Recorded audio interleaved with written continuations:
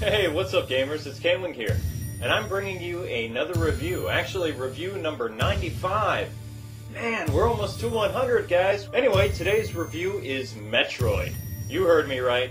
I know you guys have been asking me for almost 2 years, where's Metroid? Where's Metroid?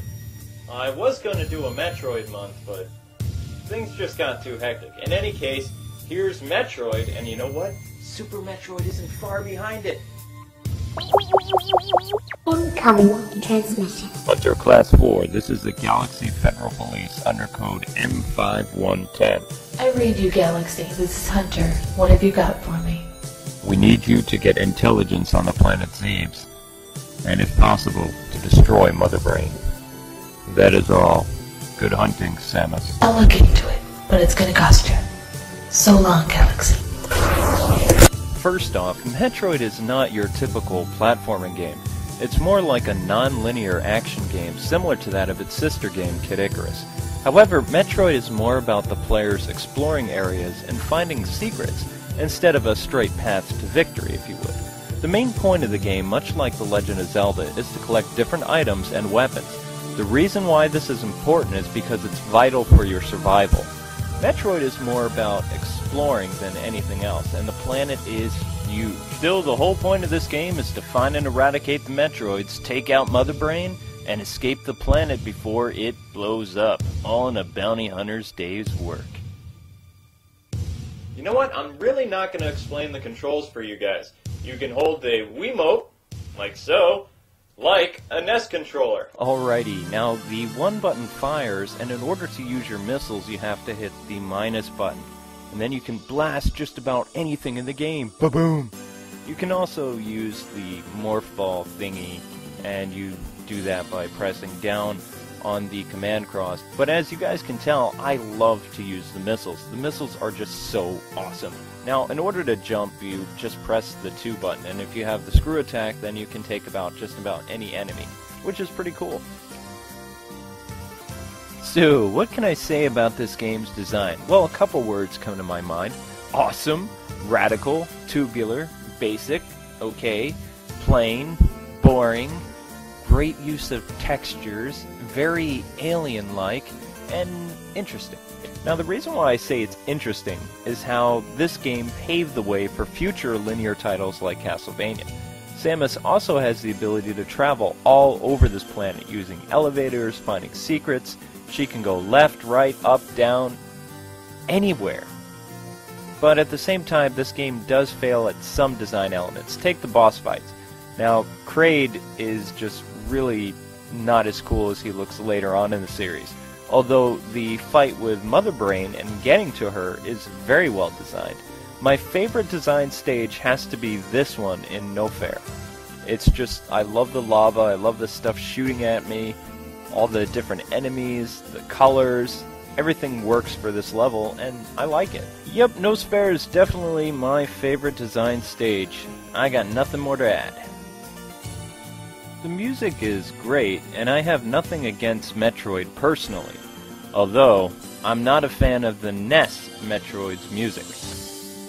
The reason is because the music on the Japanese version, the Famicom, was way better, because it used a superior wave channel that couldn't be imported onto the NES cartridges.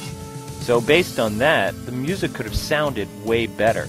And if you listen to the actual Metroid soundtrack, the official one, you can hear the difference significantly. Sound-wise, it's the same deal. A lot of the sound effects are missing in the cartridge version of the game, and that's a real shame. Still, I know what you guys want me to say is that I love the music. Now, the melodies and the actual songs are very good. However, what we heard here in the States, in the Western world, is not as good as what our Japanese counterparts got. And for that, I am really, really jealous. Now, whether you guys believe me or not, but I had to play through and beat Kid Icarus first before I could get Metroid, because Kid Icarus came out in July and Metroid came out in August here in the States. Now, looking back on that rule that my folks had, that actually wasn't a bad rule, because when you go through and you had to beat the game before they would buy you another one, means that you actually played it and it's not sitting around collecting dust. I mean, they wanted to get their money's worth. I wish I could say the same for all those GameCube and PS2 games I bought, you know, back in 2000, 2002, where I would just keep buying games that came out and I never really beat them all before I bought the next game. Very, very different world today. Metroid was first released in Japan on the Famicom Disk System on August 6, 1986. The game is considered a sister game to Kid Icarus, although it isn't quite as long but uses the same engine. Both the game's gameplay is very similar, but Metroid offers a much different experience. It gave the players the ability to explore the underbellies of a planet, while Pit scrolled up towards the heavens and was linear platforming at its best.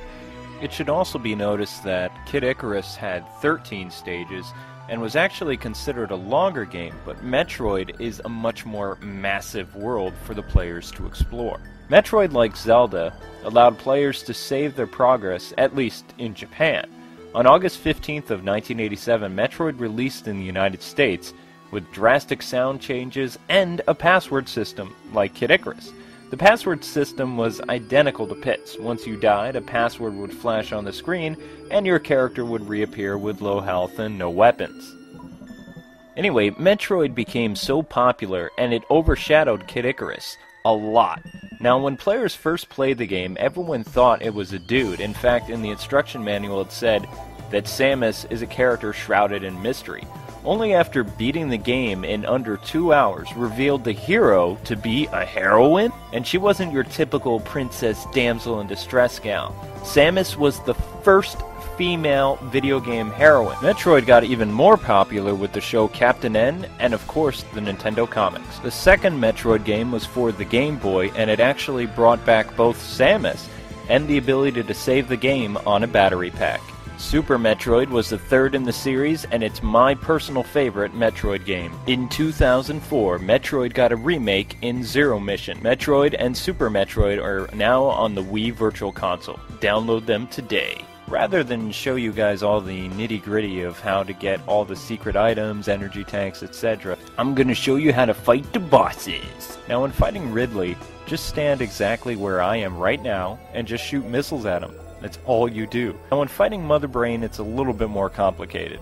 So what you need to do is you have to freeze those SpaghettiOs of death, because if they hit you after so many times, you are going to be dead. And then you're going to be like, man, how did I die because of SpaghettiOs? Out of some of the most annoying enemies in the game, the Metroids are by far the most annoying. These things will literally just suck the life out of you, and they're one of the most lethal enemies in the game. The other thing I don't like about this game is where is a map? I know in later Metroid games there's a map. Why not in the original? Another thing that I don't like about this game is the jump is a little bit broken when you're platforming. So if you actually fall through the cracks of a little platform thing and you're in the lava, you will never ever be able to jump back up. Super boots? What are you kidding me? Lucky for Metroid, it does have a lot of insanely awesome qualities. First would be, just like Kid Icarus, after you beat the game, this time you get to start that quest with all your upgrades, minus the missiles and the energy tanks. Plus the passwords are awesome! From the debug menu to the famous Justin Bailey password, where you get to replay the game using Armorless Samus, this game just has so much to offer. One of my absolute favorite things about this game, besides the missiles, has to be the screw attack. Once you find the screw attack, it's time to put the hurt back on all those annoying bugs and creatures that drove you nuts and used to drain half your health. Now you could jump in the air and kill them instantly. Ultimate payback.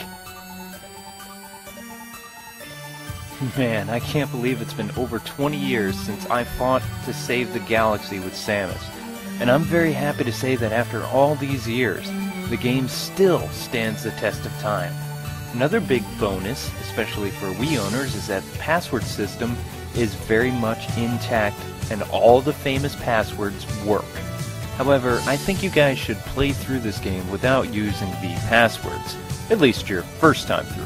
Metroid gets an 8 out of 10. Okay, now before you guys are out for blood on me for the score that I gave this game, let me just explain. See, Metroid is a very good game, but it was the first Metroid game in the series. And I know that it seems I like to throw 8 out of 10s everywhere, but you want to know what?